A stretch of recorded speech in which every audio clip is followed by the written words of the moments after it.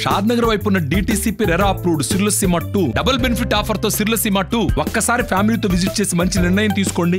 Tirupati rural Tummalagunta చెరువు దురాక్రమణకు గురైనది.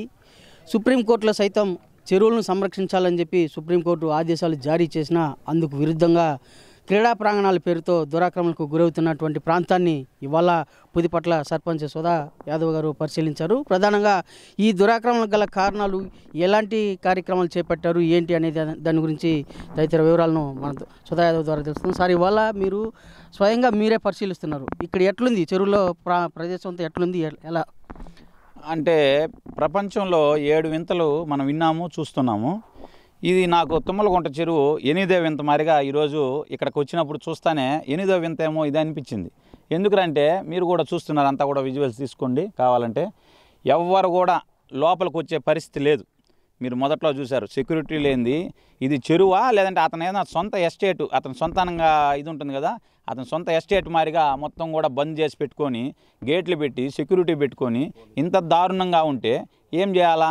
అంటే మొత్తం ఈ తుడా నిధుల్ని 150 కోట్ల రూపాయలు ఈ చెరువులో వెచ్చించారంటే ఇది ఎంత దుర్మార్గం, ఎంత దారుణమైన పరిస్థితిలో మనం ప్రజలు ఉన్నారు. చంద్రగిరి నియోజకవర్గ ప్రజలు ఎంత దీనస్థితిలో ఉన్నారని నాకు చాలా బాధగా ఉంది. అంటే క్రీడా ప్రాంగణాలు, క్రీడలను ప్రోత్సహించేందుకే ఇలాంటివి కడుతున్నామని చెప్పేసి పేర్కొంటున్నారు. దీన్ని ఎలా భావించారు? ఏమండి, మీది తిరుపతేనా? ఇప్పుడు తిరుపతిలో ఎన్ని క్రీడా మైదానాలు ఉన్నాయండి? కావాలంటే దాన్ని ఎంత డెవలప్ చేసుకోకూడదండి? తారక రామ స్టేడియం ఉంది, యూనివర్సిటీ స్టేడియం ఉంది, అదేవిధంగా వెటనరీ స్టేడియం ఉంది, అగ్రికల్చర్ స్టేడియం ఉంది, రకరకాలుగా గ్రౌండ్లు ఉన్నాయి. అదేవిధంగా ఉద్యానవనాలు, రకరకాల మన పార్కులు ఉన్నాయి.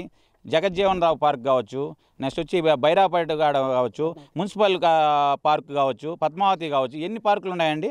అంటే ఈ చెరువుల్ని ఎవడైనా ఎక్కడైనా ప్రపంచంలో, రాష్ట్రంలో, దేశంలో ఎవడైనా కూడా ఈ మారిగా పార్కులు చేసుకొని ఈ విధంగా ఫ్లడ్ లైట్లు పెట్టుకొని ఈ విధంగా గ్రౌండ్లు పెట్టుకొని ఎక్కడన్నా చేసింది మీరు చూసారా, విన్నారా? అంటే గ్రీన్ ట్రిబ్యునల్కి ఫిర్యాదు చేశారు కదా, గ్రీన్ ట్రిబ్యునల్ ఏమని ఆదేశించింది? తుడా ఎందుకు ఈ చర్యలు చేపట్టలేదని భావించాలి? గ్రీన్ ట్రిబ్యునల్లో ఇమీడియట్లీ దీనిపైన ఒక మొత్తం ఒక కమిటీని వేసింది. కమిటీ దీన్ని అంతా కూడా దాంట్లో కలెక్టర్ని కూడా దీంట్లో పార్ట్ చేయడం జరిగింది. మొత్తం కూడా పరిశీలించి దీన్ని ఇమీడియట్లీ దాని మీద ఒక నివేదిక ఇవ్వమని చెప్పింది.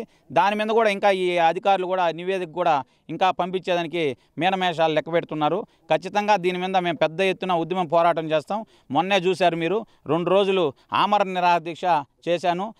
మొత్తం అధికార యంత్రాంగం అంతా దిగి వచ్చి ఆర్డీఓ గారు కావచ్చు, ఎంఆర్ఓ, ఎంపీడీఓ, పోలీస్ వ్యవస్థ, డిఎస్పీ అందరూ కూడా వచ్చి నన్ను రిక్వెస్ట్ చేయడం జరిగింది. ఖచ్చితంగా మేము గ్రీన్ ట్రిబ్యునల్లో ఏదైతే ఉన్నాయో వాటిని కూడా తూచా తప్పకుండా పాటిస్తాం.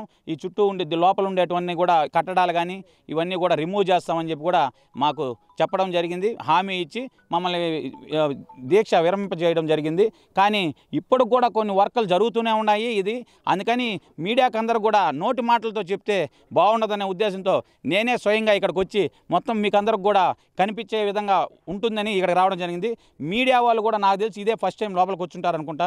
ఎందుకంటే ఎవరు కూడా సాహసం చేసే పరిస్థితి లేదు. అంటే అతను దౌర్జన్యాలకి, అతను కేసులు పెడతాడని భయభ్రాంతులతో ఎవరు రాలేదు. కాబట్టి నేను ఈరోజు ఇక్కడికి వచ్చి మీకు అందరికి కూడా స్వేచ్ఛనివ్వాలనే దీంతో చుట్టుపక్కల ప్రజలకు అందరూ కూడా స్వేచ్ఛని కలిగించాలా, వాళ్ళకి ఒక ధైర్యం, ఒక భరోసా ఇవ్వాలని ఇక్కడికి రావడం జరిగింది. అంటే ఇవాళ మీరు చేస్తున్న పోరాటానికి ప్రభుత్వం స్పందించకపోతే, తుడా అధికారులు స్పందించకపోతే మీరు ఎలాంటి భవిష్యత్ కార్యాచరణ ప్రణాళిక ప్రకటిస్తారు? నేను దీనిపైన 150 కోట్ల రూపాయలు దీని మీద దుర్వినియోగం చేశారండి. తుడా నిధులు, తుడా అధికారులు ఎవ్వరు కూడా ఉండరండి. అందరూ కూడా రిమూవ్డ్ ఫర్ సర్వీస్. ప్లస్ ఈ 150 కోట్లు వాళ్ళ దగ్గర నుంచే మొత్తం కూడా కక్కిస్తాము. అదేవిధంగా ఎమ్మెల్యే దగ్గర నుంచి కక్కిస్తామని చెప్పి కూడా నేను తెలియజేస్తూ, ఇది కానీ ఇమీడియట్లీ కానీ ఈ అధికారులు దీని మీద స్పందించకపోతే నేను సుప్రీంకోర్టు వరకు కూడా వెళ్ళి కొట్లాడి చుట్టుపక్కల గ్రామాలంతా కూడా నేను కూడగలుపుకొని మొత్తం పెద్ద ఎత్తున ఉద్యమం రూపంలో దీని మీద పోరాటం చేస్తా. తిరుపతి రూరల్ పరిధిలోని తుమ్మలగుంటలో ఉన్న చెరువు దురాక్రమణకు గురైనటువంటి ప్రాంతాన్ని పరిశీలించారు. ఈ ఆక్రమణలు తొలగించకుంటే తాము చుట్టుపక్కల ఉన్నటువంటి గ్రామ పరిధిలోని ప్రజలను అందరినీ ఇన్వాల్వ్ చేయించి పెద్ద ఎత్తున పోరాటం చేస్తాం, అవసరమైతే సుప్రీంకోర్టును కూడా ఆశ్రయిస్తామని చెప్పి పేర్కొంటున్నారు. వీడియో జర్నలిస్ట్ మణితో రవి, తిరుపతి. మరిన్ని వీడియోస్ కోసం ఛానల్ ని సబ్స్క్రైబ్ చేయండి. లేటెస్ట్ అప్డేట్స్ కోసం వాట్సాప్ ఛానల్ ని ఫాలో చేయండి. అండ్ లింక్ డిస్క్రిప్షన్ లో ఉంది.